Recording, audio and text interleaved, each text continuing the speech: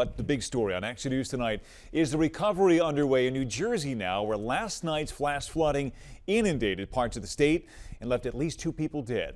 This was the extraordinary scene in Union County yesterday evening, where that line of slow-moving storms dropped more than 6 inches of rain and set off fast-moving floods that prompted dozens of water rescues. Now, 2 women who became trapped in their car at the peak of that flooding died when crews couldn't get to them in time. Today, Governor Phil Murphy toured the area, which is once again preparing for the prospect of more rain tomorrow night.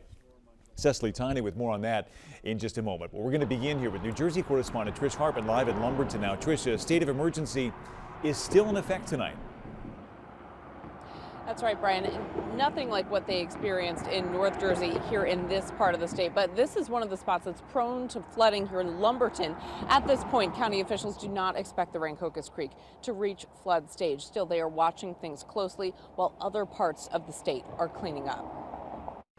2 women are dead after their car was swept up in a flash flood in Plainfield, New Jersey Monday night, according to officials. Route 22 for a water rescue.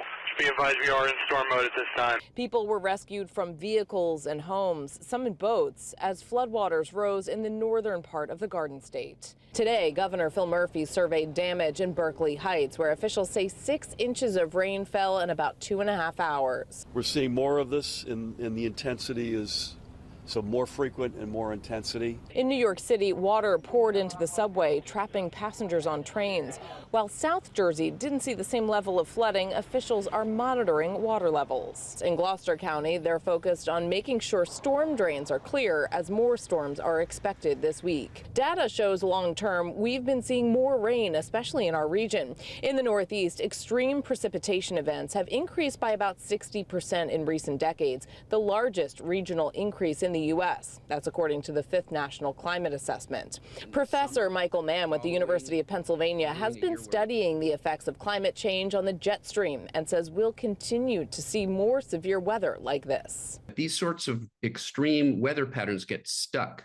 And when that happens, you get rained on day after day, or you get one of those heat domes that sits over the same location day after day. That's when you see the most damage. Now, so far this year, the National Weather Service has issued more flash flood warnings compared to any other previous year on record. That data going back to 1986. We're live in Lumberton, New Jersey. Trish Hartman, Channel 6, Action News. Brian. Okay, Trish, thank you so much.